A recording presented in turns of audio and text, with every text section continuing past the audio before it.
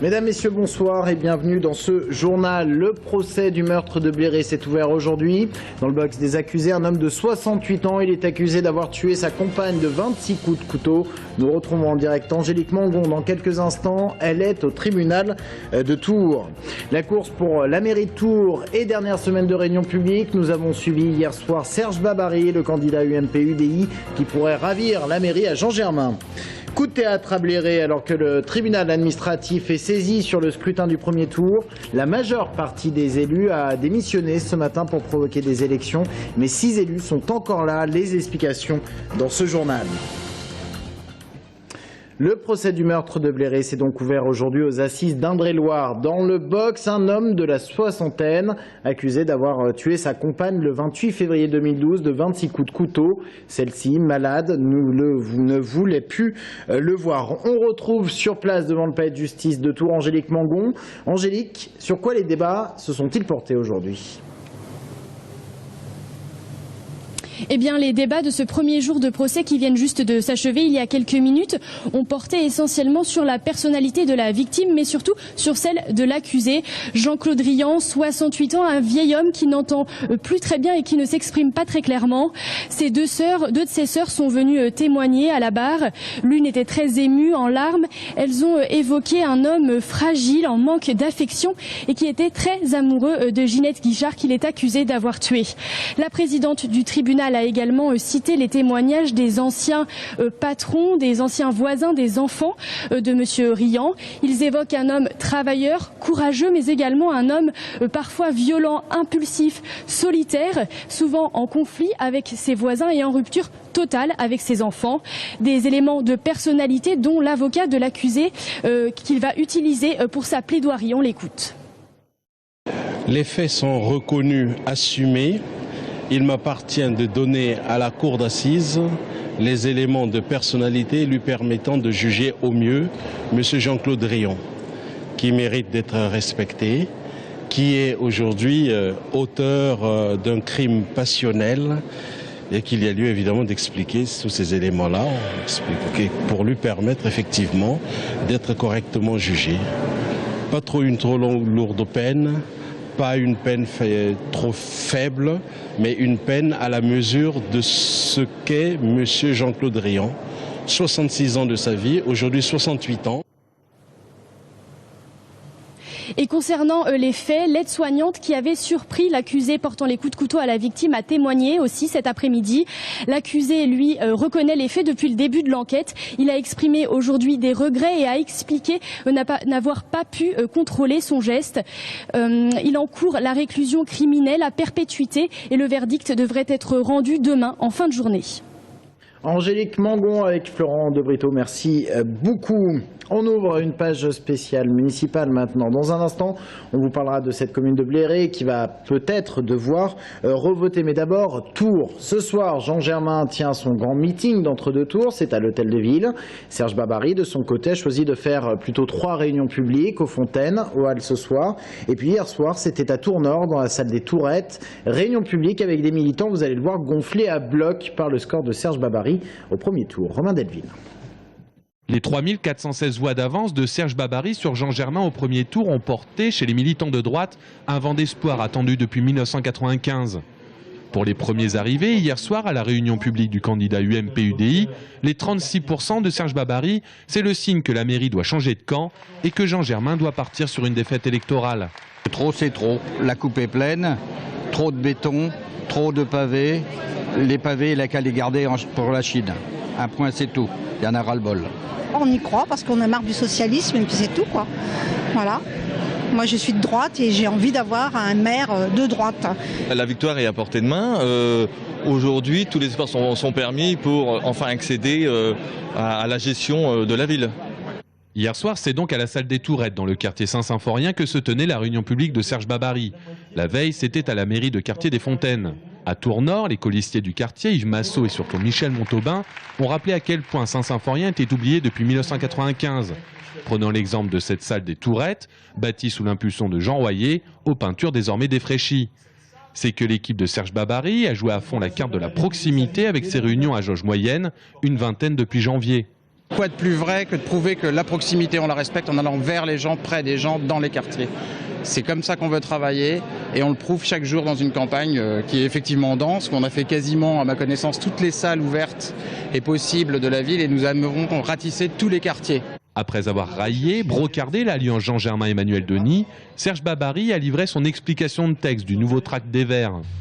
Nous sommes dans un contexte où la gauche est menacée de perdre la ville. Je crois que là, ils ont raison.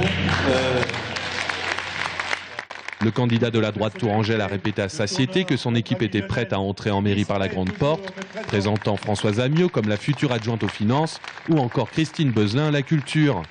Et pour motiver ses troupes, rien de tel que d'annoncer que dans le camp d'en face, plus personne n'y croit. Je pense qu'il n'y a pas la même motivation, mais je suis mauvais juge. Moi, ce que je ressens, c'est vraiment un élan, de la sympathie, beaucoup de dynamisme et de mobilisation. C'est encore la preuve ce soir, dans une salle pas facile à remplir, entre deux tours. Il y a près de 200 personnes, donc c'est extraordinaire. Serge Babary conclut sa tournée ce soir par Tour Centre et une réunion publique au Halles. La première fois, 350 personnes y avaient assisté. Cette fois-ci, il compte bien faire salle comble.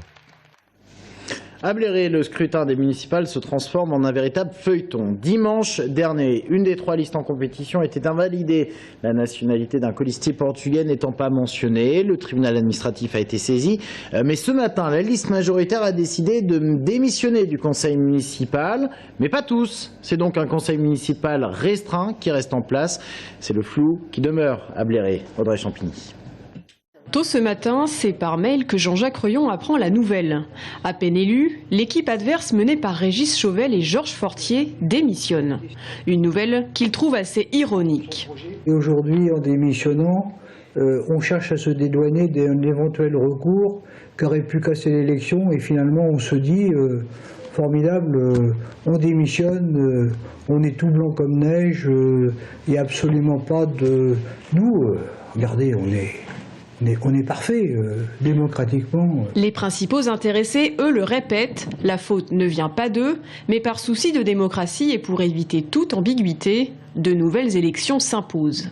On s'est dit, bon, il y a un problème, nous sommes élus certes, mais pas bien élus, parce qu'il y a une partie des gens de Bléré qui se sentent floués dans cette affaire, et en véritable démocrate que nous sommes, il faut permettre à ces gens-là de s'exprimer. Nous sommes très convaincus qu'au nom de la démocratie, notre légitimité est quand même relative. À partir de ce moment-là, on retourne devant le peuple pour qu'il tranche. Donc on revote. Dans le centre-ville, la rumeur fait jaser et les avis sont partagés. Non, je ne peux pas croire ça, non, c'est tout. Je ne peux pas, c'est pas pensable. Il a quelque chose à se reprocher.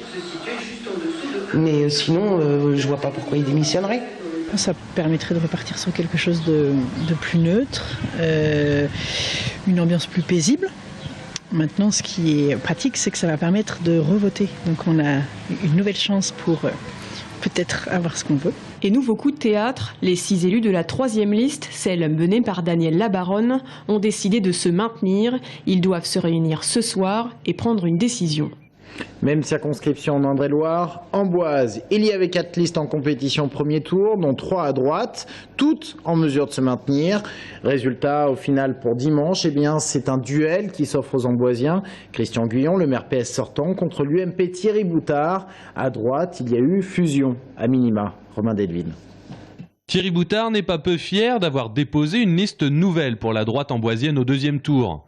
4 personnes issues des 2 autres listes de droite font leur entrée. Christophe Galland, crédité de 12,36% au premier tour, est accompagné de 2 colistiers, Marie-France Calanville et Jean-Michel Perronnet. Julie Dubar, colistière de Daniel Guyon, fait également son entrée. Suite à ces résultats de dimanche soir, il a rendu toute la liberté à ses colistiers. Eh bien, j'ai fait le choix d'intégrer une personne de sa liste sur notre liste pour comme un appel et puis comme un accord avec aussi ses électeurs. Des 3 listes de droite et du centre, les 3 qualifiés pour le second tour, il n'en reste donc plus qu'une. Une alliance et une absence, car Daniel Guyon, divers droite crédité de 11%, a annoncé qu'il ne se maintenait pas et qu'il ne fusionnait pas non plus. Pour Thierry Boutard, l'important c'est de présenter une alternative de droite au second tour et de ne pas apparaître une fois de plus divisé. Il va falloir réorienter un certain nombre de politiques de solidarité, politique culturelle, politique sportive, politique sociale. Il faut absolument que tous les Amboisiens se sentent concernés par ce qui se passe dans leur ville. On les a coupés de leur ville. Face à lui, Christian Guillon et sa liste Pluralisme et Solidarité partent favoris. Dimanche dernier, 48% des Amboisiens les ont soutenus et il a manqué 101 voix pour passer au premier tour. Mais le maire sortant socialiste n'a pas voulu répondre à nos sollicitations car il considère avoir été, je cite, maltraité sur notre plateau dimanche soir. La ville d'Amboise s'est désendettée. Nous remboursons chaque année plus que ce que nous empruntons. Il y a eu de grosses réalisations. Des réalisations très ambitieuses, il y en a d'autres, il y a des projets ambitieux. Les réalisations, on peut les lister, mais ce serait beaucoup trop long ce soir. Par contre, si le seul point d'attaque, c'est de dire, voilà, avec 28%, j'ai fait un score honorable, dit M. Boutard, 48%, c'est presque une défaite pour Christian Guillon. Arrêtons, ça fait sourire l'électorat amboisien. Avec un frère Daniel, opposant de droite mais qui n'a donné aucune consigne de vote, une unité tardive de la droite, Christian Guillon a la voie royale pour l'emporter. Seule interrogation, l'abstention record au premier tour se confirmera-t-elle ? Nous vous avions parlé de cette commune du Loir-et-Cher dépourvue de candidats au premier tour. Il n'y a donc pas eu de vote à Crouy-sur-Cosson. Et bien dimanche prochain, les électeurs vont pouvoir voter. C'est une adjointe sortante qui a décidé de reprendre le flambeau. Claudette Saurin, 65 ans, a réussi à monter une liste. Un débat à suivre ce soir sur notre antenne à 19h30, débat sur la commune de Vendôme. Catherine Lecarte, PS, contre l'UDI, Pascal Brindot et le FN, Bruno Grazioli. Un débat, vous le verrez, très tendu. En voici un extrait. Vous mettez l'emploi et le développement économique en priorité numéro 1, ça n'est pas ce que vous avez fait pendant 6 ans. Pendant 6 ans, vous avez consacré moins d'1 million d'euros par an au développement économique et tout le monde le sait. Les règles d'accompagnement du développement économique sont réglementées et puis on a le droit d'investir aussi. On a le droit d'investir.